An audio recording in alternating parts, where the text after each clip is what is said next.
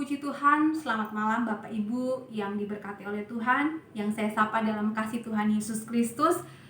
Pada saat malam hari ini kita sangat bersyukur ya, meskipun ibadah kita dilakukan secara online, live streaming, tetapi saya percaya tidak akan mengurangi berkat Tuhan bagi kita semua, bagi jemaat Tuhan yang benar-benar sungguh-sungguh dalam beribadah kepada Tuhan. Dan saya percaya juga Bapak Ibu sudah diberkati lewat pujian dan penyembahan pada saat malam hari ini, dan tentunya sudah mempersiapkan diri untuk mendengarkan kebenaran firman Tuhan pada saat malam hari ini.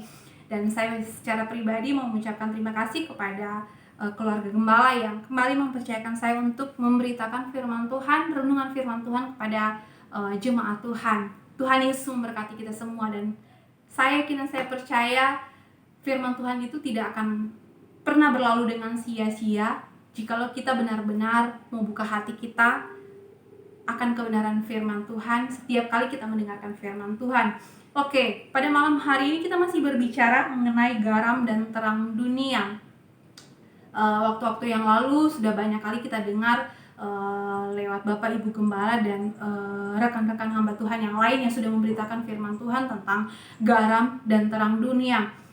Saya percaya bahwa tema ini menjadi berkat tersendiri bagi kita untuk bulan ini, untuk jemaat GPDI Melbourne.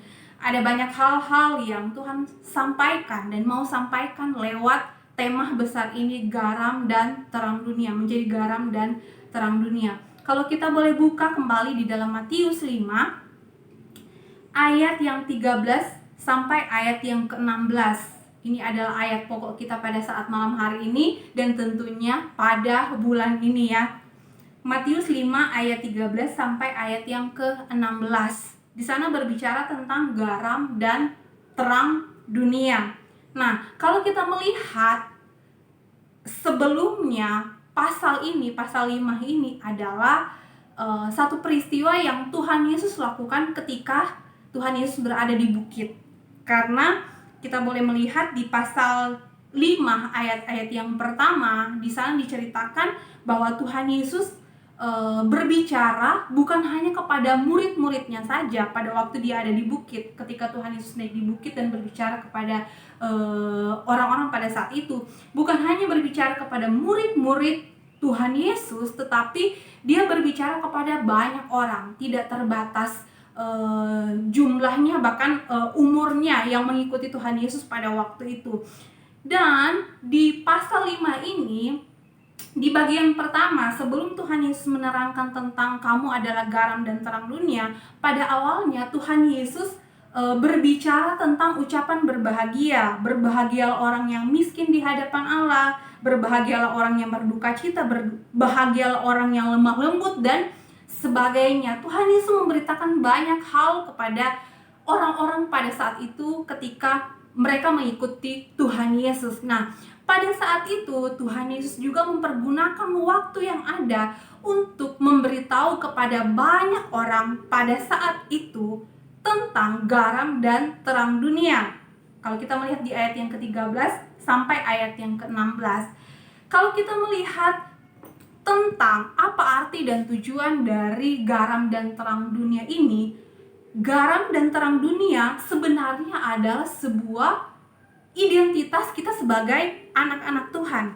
Jadi Tuhan Yesus tidak hanya berbicara tentang berbahagialah kamu yang berduka cita di hadapan Allah, berbahagialah yang kamu miskin di hadapan Allah.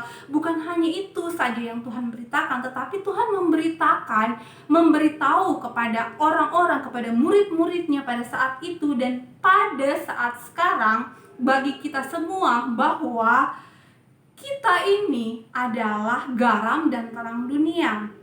Identitas kita sebagai anak Tuhan adalah menjadi garam dan terang dunia. Ini adalah merupakan satu predikat yang Tuhan berikan di dalam kehidupan kita sebagai anak-anak Tuhan tentunya ya.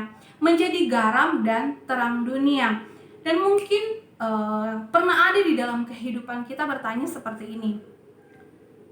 Kenapa saya terlahir di dalam dunia ini? Atau kenapa saya masih hidup sampai umur segini? Kenapa Tuhan menempatkan saya di satu komunitas ini? Kenapa Tuhan menempatkan saya di pekerjaan saya ini? Kenapa Tuhan memberikan posisi ini dalam kehidupan saya, dalam pekerjaan saya, atau dalam aspek apapun ya, berbicara secara umum. Nah, saya mau katakan dan saya mau ingatkan kepada kita semua bahwa Tuhan punya rencana di dalam kehidupan kita. Tuhan punya maksud menciptakan kita. Tuhan punya maksud ketika Tuhan menempatkan kita di satu tempat, yaitu untuk menyatakan kemuliaannya lewat kehidupan kita, yaitu dengan cara menjadi garam dan terang dunia. Menjadi garam dan terang dunia. Jadi nggak ada Tuhan tidak pernah menciptakan kita tanpa sebuah tujuan di dalam kehidupan kita, tanpa sebuah tugas di dalam kehidupan kita. Jadi kita harus ingat benar ya, kita harus tanamkan di dalam hati dan pikiran kita. Kita ada di dalam dunia ini, kita dilahirkan, kita diciptakan, kita masih hidup sampai sekarang, kita ditempatkan di satu organisasi, di satu komunitas, di satu perusahaan atau apapun itu. Tuhan punya tujuan di dalam kehidupan kita, karena kita tahu Tuhan tidak pernah ngaco untuk menempatkan kita di satu tempat ya. Jadi segala sesuatu yang Tuhan lakukan di dalam kehidupan kita, mulai dari awal penciptaan bahkan sampai sekarang, Tuhan itu mempunyai tujuan yang jelas di dalam kehidupan kita. Bahkan mungkin ada pertanyaan-pertanyaan yang muncul ketika ada di titik terendah dalam hidup. Kenapa aku masih hidup sampai sekarang? Apalagi yang harus aku perbuat di dalam dunia ini?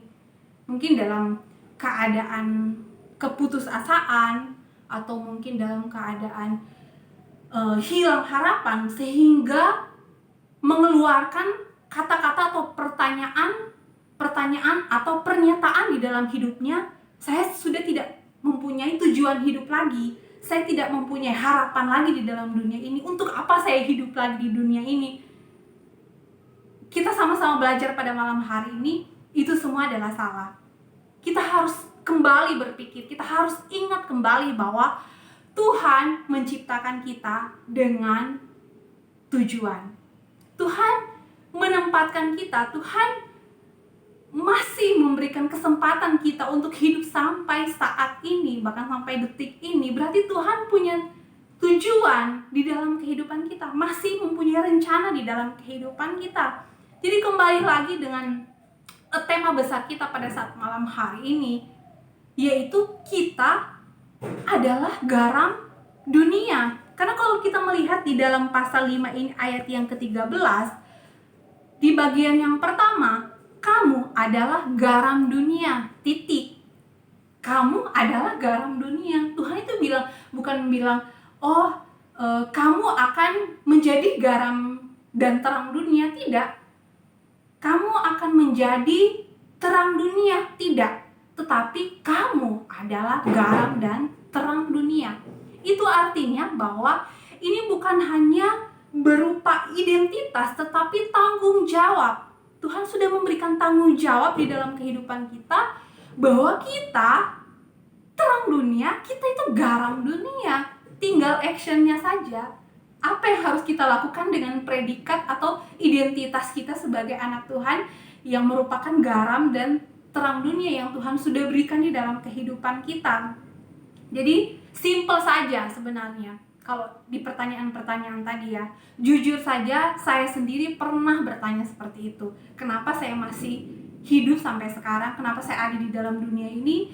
Apa tujuan saya sebenarnya ada di dalam dunia ini? Apakah nanti lahir, dewasa, kemudian mendapatkan pencapaian-pencapaian di dalam kehidupan saya, mungkin dalam pelayanan atau dalam bisnis, dalam pekerjaan. Setelah itu tua, kemudian meninggal.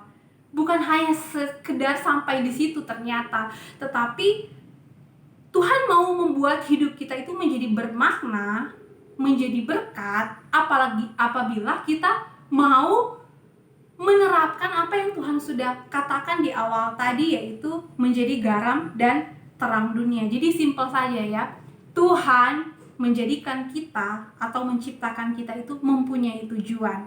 Nah, bagaimana cara kita untuk menjadi garam dan terang dunia? Bagaimana pengaplikasian garam dan terang dunia itu di kehidupan kita saat ini, saat sekarang ini?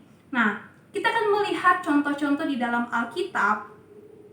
Ini adalah merupakan nasihat dari Paulus kepada jemaat yang ada di Tesalonika. 1 Tesalonika 5 ayat yang ke-14. 1 Tesalonika ayat yang ke-14.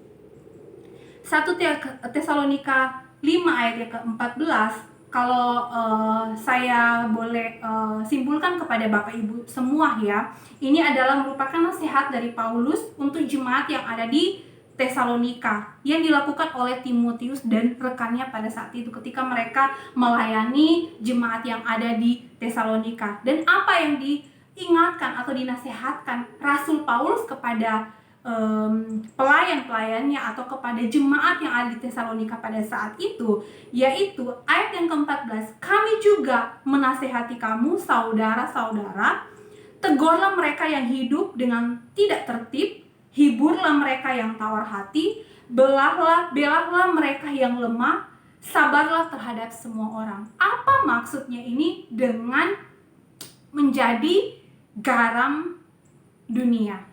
Nah, di dalam kehidupan kita tentunya ada banyak hal yang kita lewati di dalam kehidupan kita sehari-hari ya. Bagaimana caranya kita mengaplikasikan predikat atau identitas kita, bagaimana caranya kita bisa menjadi garam dunia di tengah-tengah kehidupan yang ada di zaman sekarang. Nah, kalau kita melihat contoh nasihat yang diberikan oleh Paulus kepada jemaat yang ada di Tesalonika di bagian yang pertama, jangan takut untuk menegur yang salah. Kembali lagi dari inti garam. Bapak Ibu sudah banyak mendengar tentang garam itu adalah sebuah komponen yang penting untuk memberikan rasa, untuk memberikan memberikan rasa dalam sebuah makanan ya. Bapak Ibu sudah tahu ya. Dan juga fungsi dari garam tersebut adalah sebagai pengawet, untuk mempertahankan supaya makanan atau sesuatu itu tidak mudah busuk ya, tidak mudah busuk. Jadi menjadi garam dunia, sebenarnya kita itu adalah seorang yang memberi rasa bagi orang lain, atau seorang yang memberi pengaruh bagi orang lain, seorang yang memberi fungsi yang baik buat orang lain, atau berfungsi dengan baik bagi orang lain. Nah, kalau kita melihat di dalam Tesalonika 5 ayat yang ke-14 ini, yang bagian yang pertama, tegurlah mereka yang hidup dengan tidak tertib. Bagaimana caranya kita menjadi garam di tengah-tengah orang yang tidak tertib? Bagaimana kita mau mempengaruhi atau menjadi pengaruh bagi orang lain di tengah-tengah orang yang tidak tertib yang dituliskan oleh Paulus ini ya. Bagaimana caranya? Saya mengatakan bagi Bapak Ibu semua ya, kita nggak apa-apa itu nggak selalu setuju dengan pendapat orang lain kalau kita ada di posisi yang benar dalam konteks firman Tuhan ya, tentunya sesuai dengan firman Tuhan, tapi jangan juga kita merasa selalu benar ya, dan orang lain selalu menjadi yang salah, bukan seperti itu ya Bapak Ibu ya. Jadi kita itu sebagai orang yang merupakan identitas kita adalah garam dunia, ketika kita berada di satu kelompok orang yang tidak tertib dalam hal melakukan hal-hal yang tidak baik di dalam hidupnya, banyak ada pelanggaran-pelanggaran yang mereka lakukan, kita itu nggak usah takut untuk menegur. Itulah kita ada di dalam dunia ini, itulah kita semua Tuhan tempatkan di satu tempat untuk memberi pengaruh yang baik bagi orang lain. Bukan kita ngikutin orang lain dengan cara mereka, tapi mari kita berusaha untuk menjadi orang yang memberi pengaruh yang baik bagi orang lain. Dengan cara apa? Kita menegur yang salah. Dan sekali lagi yang saya katakan tadi, nggak usah takut kalau kita ada di posisi yang benar sesuai dengan firman Tuhan. Kita nggak usah takut, tapi tentunya kita harus pakai hikmat dalam menyampaikannya ya. Memberi pengaruh kepada orang lain, menjadi garam bagi orang lain, memberi rasa bagi orang lain, tentunya dengan tuntunan dari Roh Kudus, hikmat dari Tuhan. Kalau kita melihat di dalam Amsal 25 ayat yang ke-11 sampai ayat yang ke-12, di sana dikatakan bahwa perkataan yang diucapkan tepat pada waktunya adalah seperti buah apel emas di pinggang perak. Teguran orang yang bijak adalah seperti cincin emas dan hiasan kencana untuk telinga yang mendengar. Jadi Bapak Ibu, tentunya kalau kita menegur orang lain, kita harus pakai hikmat. Supaya apa? Supaya perkataan yang kita ucapkan tepat pada waktunya itu seperti buah apel, kata firman Tuhan, kata yang ada di dalam Amsal ini, seperti buah apel emas di pinggang perak. Dan teguran yang bijak itu adalah seperti cincin emas dan hiasan kencana untuk telinga yang mendengar. Jadi kayak berharga banget gitu, sangat berharga pada saat kita memberi teguran kepada orang lain dengan cara yang bijak, dengan cara yang benar, tepat pada waktunya. Saya percaya fungsi garam di dalam kehidupan kita sebagai garam dunia itu akan berfungsi pada saat kita memberi rasa kepada orang lain, menegur orang lain dengan bijak. Jadi itu ya yang pertama. Dan yang kedua, hiburlah mereka yang tawar hati. Ini ada di dalam 1 Tesalonika 5 ayat yang 14 ya. Hiburlah mereka yang tawar hati. Tawar itu artinya tidak ada rasa. Jadi boleh dikatakan bahwa kita menghibur orang yang sudah tidak memiliki rasa lagi. Mungkin sudah tidak memiliki rasa semangat untuk hidup, atau sudah tidak bergairah lagi ya, sudah tidak bergairah lagi untuk hidup, sudah tidak berdaya lagi, sudah tidak mempunyai harapan lagi. Jadi fungsi kita sebagai anak Tuhan di tengah-tengah komunitas dimanapun kita berada untuk menjadi garam, kita sebagai anak Tuhan supaya kehidupan kita jadi berfungsi bagi orang lain. Hiburlah mereka yang tawar hati. Nah, disinilah kita mengaplikasikan hidup kita sebagai pemberi rasa bagi orang lain. Ketika orang sedang mengalami patah semangat, kita support dia, mungkin hanya dengan kata-kata, ayo semangat, ayo kembali bergairah lagi, atau masih ada harapan untuk kamu. Itulah fungsi kita. Jangan kita melihat orang yang sedang sedang patah semangat, kita masih hakimi dia, kita masih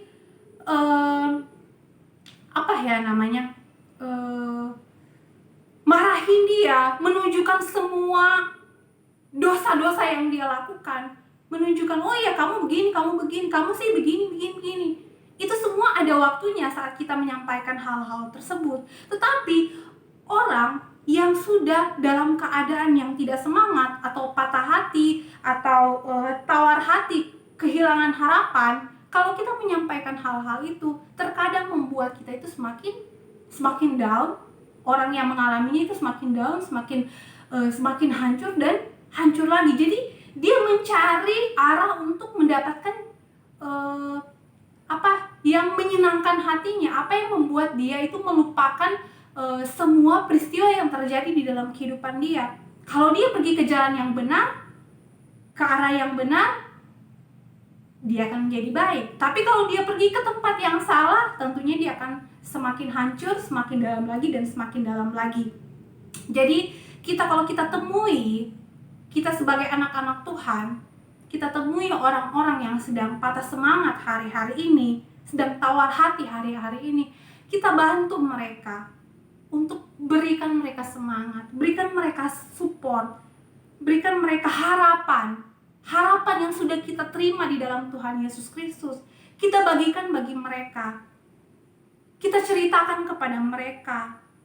Itulah gunanya kita, memberi pengaruh yang baik bagi orang lain, memberi dampak, memberi rasa yang baik, yang bagus bagi orang lain. Maka fungsi garam itu dalam kehidupan kita itu akan sangat-sangat berfungsi, sangat-sangat diperlukan kepada orang-orang. Ya, tentunya kita sudah tahu ya, di zaman sekarang ini, khususnya di zaman pandemik ini, banyak yang mengalami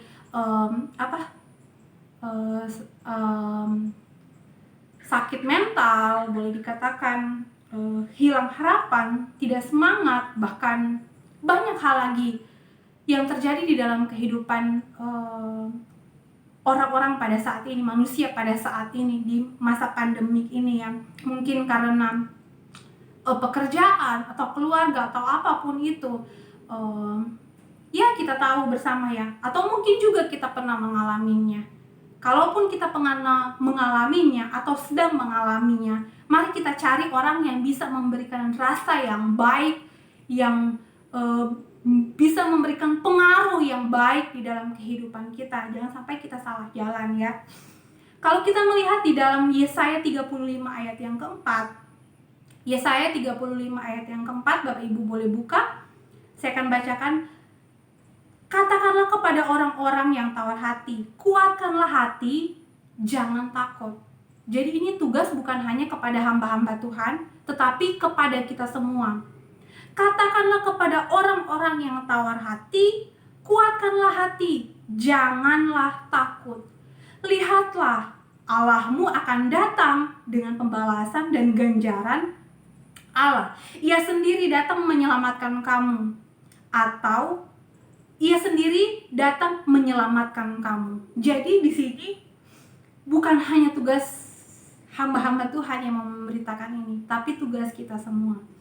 Kita harus memberitakan kepada orang-orang yang sedang tawar hati, sedang lemah imannya, sedang mengalami keterpurukan di dalam kehidupannya. Mari kita katakan, kuatkanlah hati, janganlah takut. Tuhan sendiri datang menyelamatkan kamu. Kita memberikan rasa bagi orang lain, kita memberikan semangat bagi orang lain. Saya percaya kita akan berfungsi dengan maksimal ketika kita menemukan orang-orang yang seperti itu. Nah, yang selanjutnya di dalam Tesalonika 5 ayat yang ke-14 ini, yaitu belalah mereka yang lemah. Ini arti sesungguhnya adalah menolong dan melepaskan mereka dari bahaya. Jadi, supaya kita berfungsi nih sebagai garam dunia, kita harus menjadi penolong bagi orang lain. Penolong bagi mereka yang lemah. Bela mereka yang lemah. Menolong kehidupan mereka. Apa yang bisa kita lakukan untuk kita lakukan kepada mereka? Lakukanlah itu dengan sepenuh hati kita. Lakukan itu sesuai dengan hati nurani kita yang digerakkan oleh Roh Kudus. Dan ingat bahwa tujuan Tuhan ciptakan kita di dalam dunia ini untuk menjadi berkat bagi orang lain, untuk memberi rasa bagi orang lain, untuk menolong orang lain. Jadi mari kita sokong mereka, sokong batin mereka. Kita mungkin memberikan bantuan dalam hal mungkin moral dan material, dalam bentuk apapun yang mungkin benda yang bisa kita berikan kepada mereka, atau mungkin uang yang bisa kita berikan kepada mereka, atau apapun yang bisa kita lakukan, lakukanlah itu supaya kita berfungsi dengan maksimal. Filipi 2 ayat yang keempat, dan janganlah tiap-tiap orang hanya memperhatikan kepentingannya sendiri, tetapi kepentingan orang lain juga. Bapak Ibu, kita semua mau menjadi garam dunia, lakukanlah itu. Tolonglah orang lain. Belalah orang yang lemah khususnya. Orang yang membutuhkan bantuan kita, membutuhkan perhatian kita, membutuhkan bantuan kita ya. kita berfungsi dengan baik. Dan yang terakhir di dalam konteks 1 Tesalonika 5 ayat yang ke-14, sabarlah terhadap semua orang. Apa artinya? Sabarlah terhadap semua orang. Menjadi garam dunia itu berkaitan dengan buah roh. Tuhan mau kan kita semua anak-anak Tuhan yang hidup di dalam dunia ini, kita menghasilkan buah roh di dalam kehidupan kita. Kita juga mau buah roh itu ada di dalam kehidupan kita. Tapi bukan cuma ada, tapi kita menerapkan di dalam kehidupan kita sehari-hari. Kita harus menjadi sabar terhadap semua orang. Semua orang tanpa terkecuali. Jika kita bisa sabar terhadap semua orang dalam hal apapun, saya pastikan kita sudah menjadi garam dunia bagi orang di sekitar kita. Coba bayangkan kalau kita menjadi orang yang tidak sabar, kita akan gampang marah. Kalau kita gampang marah, kita sudah marah. Apakah kita menjadi garam dunia bagi orang lain? Itu pertanyaan bagi kita. Jadi, kalau kita mau berfungsi dengan baik, mulailah dari kesabaran. Kita memberikan rasa bagi orang lain, memberi pengaruh bagi orang lain, sehingga orang lain melihat kita, wow, orang ini sabar sekali. Orang ini sabar dalam hal apapun. Wah, orang ini sudah memberi rasa yang baik bagi saya, sudah memberi pengaruh yang baik bagi saya. Sehingga firman Tuhan katakan bahwa nama Tuhan dipermuliakan. Jadi kehidupan kita, kalau kita mau menjadi garam dan dunia, garam dunia seperti apa yang Tuhan katakan, yang merupakan identitas kita, kita harus belajar setiap hari dan menerapkannya di dalam kehidupan kita. Karena firman Tuhan berkata bahwa di ayat yang ke-13, kalau garam sudah menjadi tawar atau tidak berfungsi, dengan apakah akan diasinkan? Tidak ada gunanya lagi selain dibuang dan diinjak orang. Apa artinya lagi kehidupan kita kalau sudah tidak memberi rasa bagi orang lain? Apa artinya kita sebagai anak Tuhan? Apa artinya identitas kita sebagai garam dunia tapi tidak berfungsi? Sudah tidak berfungsi lagi. Itu gak ada artinya lagi. Firman Tuhan katakan bahwa selain dibuang dan diinjak orang. Sudah tidak memberi rasa lagi, sudah tidak berfungsi lagi. Saya percaya kita semua tidak mau menjadi seperti itu. Kita tidak mau dibuang, kita tidak mau diinjak. Kalau kita tidak mau dibuang dan tidak mau diinjak, mari jadilah orang-orang yang memberi rasa bagi orang lain, pengaruh bagi orang lain. Fungsikan identitas kamu adalah garam dunia dalam kehidupan kita sehari-hari. Mulai dari saat ini. Karena itu adalah tujuan Tuhan di dalam kehidupan kita. Memberi rasa yang baik bagi orang lain.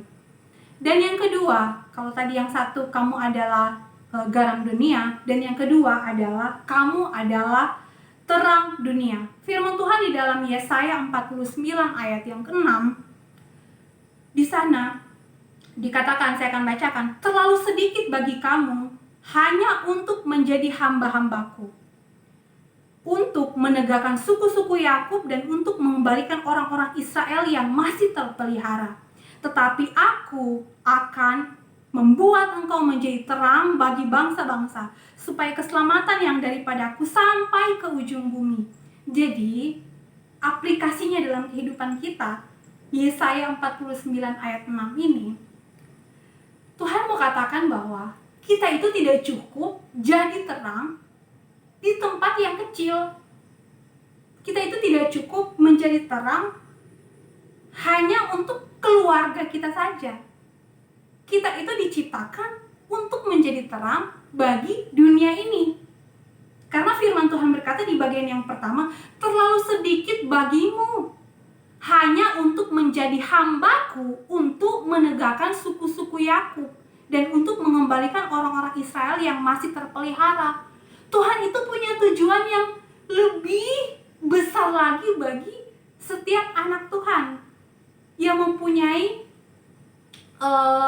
identitas sebagai terang dunia. Kamu adalah terang dunia. Nggak cukup bagi kita kalau cuma menjadi terang di rumah kita sendiri. Nggak cukup kita kalau kita menjadi terang hanya di dalam gereja kita sendiri. Nggak akan berfungsi dengan maksimal.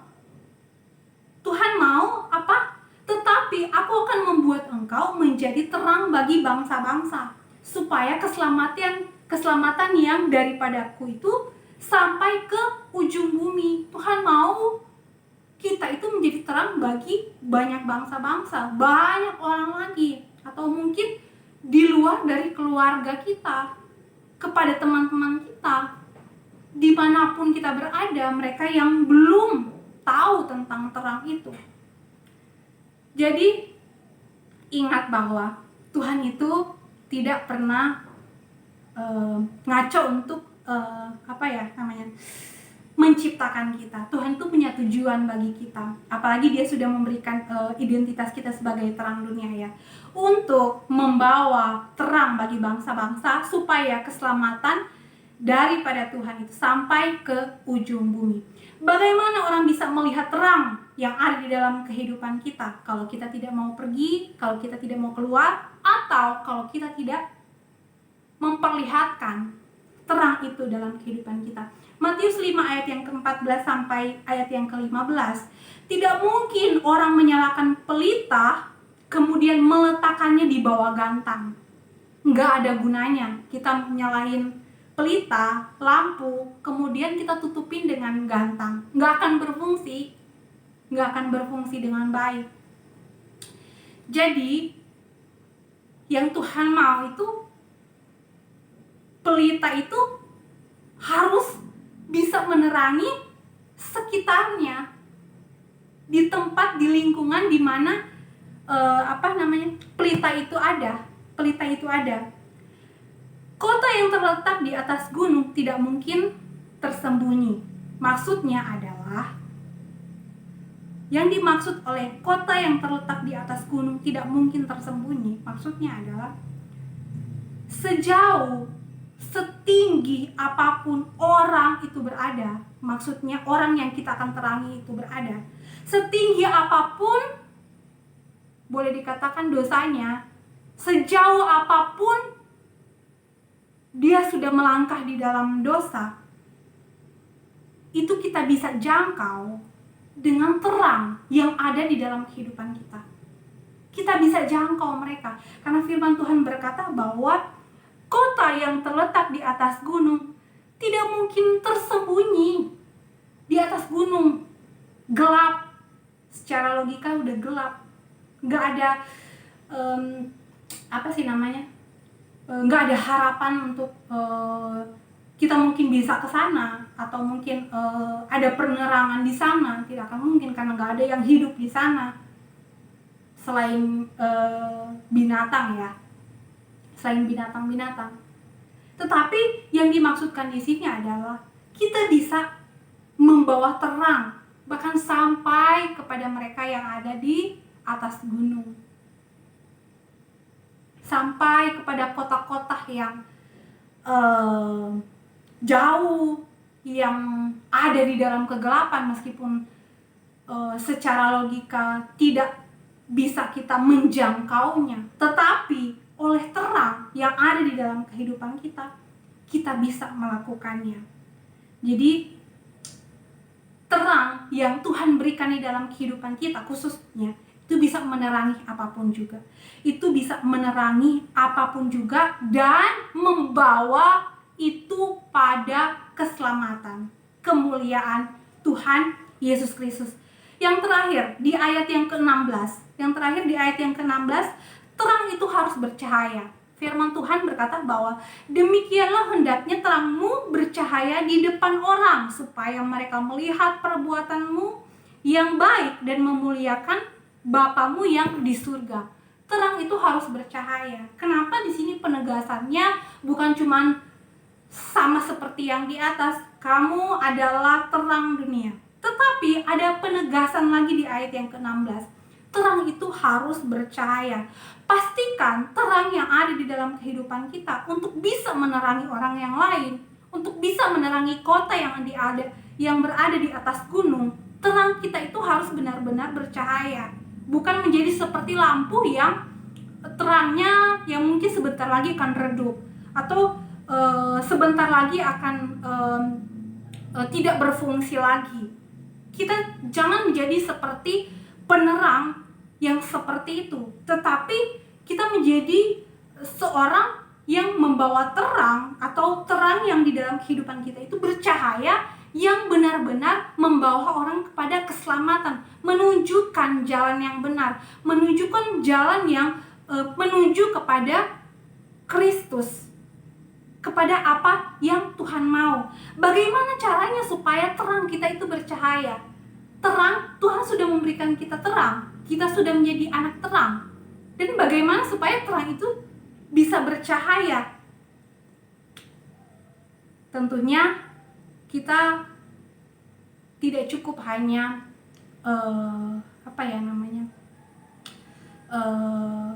hidup di dalam Tuhan, tetapi kita harus menjadi pelaku-pelaku firman Tuhan. Selalu mendekatkan diri kepada Tuhan, selalu berdoa kepada Tuhan. Jadi untuk menambah daya supaya kita bisa berfungsi, terang kita itu bercahaya, tidak sekedar terang. Ya, mendekatlah pada sumber terang itu. Mendekatlah kepada Tuhan, kepada sumber cahaya itu, karena firman Tuhan berkata bahwa Tuhan itu adalah terang bagi dunia ini. Dunia ini adalah kegelapan, tetapi Dia mau datang dalam kehidupan kita, datang dalam dunia ini, turun dalam dunia ini, membawa terang itu. Karena Dia adalah terang itu sendiri. Jadi ini yang perlu kita ingat. Kita sudah menjadi terang, tapi apakah terang kita itu bercahaya, atau terang yang kita miliki hari-hari ini mulai redup? Hari-hari ini udah malas beribadah. Hari-hari ini udah capek karena lelah. Hari-hari ini sudah tidak mau mencari Tuhan. Bagaimana kita menjadi terang? Bagaimana terang kita itu bercahaya kalau kita masih menjadi orang Kristen yang seperti itu? Bapak Ibu ingat kisah 5 gadis bijaksana dan 5 gadis yang bodoh? 5 gadis yang bodoh tidak mempersiapkan dengan baik pelitanya, minyaknya, bahkan mereka sampai ketiduran. Tapi 5 gadis yang bijaksana, mereka memastikan lampunya atau minyaknya itu tetap ada. Dan supaya bisa menerangi pada saat itu ketika mempelai akan datang, ketika Tuhan Yesus Kristus akan datang. Itulah kita di zaman-zaman sekarang ini. Kita mempersiapkan baik-baik hidup kita ketika kita mau menjadi terang. Bagaimana kita mau menjadi terang dalam dunia ini kalau kita sendiri, terang yang ada dalam kita itu mulai redup? Bagaimana kita mau bercahaya kalau kita tidak mempersiapkan dengan baik hidup kita? Kalau minyak dalam lampu kita itu sudah mulai habis, sudah mulai menipis, bahkan kita sampai tertidur, itu bukan cuma tidak berfungsi lagi, tapi tidak ada gunanya lagi. Jadi pastikan hidup kita menjadi terang dunia, dan terang itu harus bercahaya. Jangan biarkan kehidupan kita, terang yang ada di dalam kehidupan kita menjadi redup ya.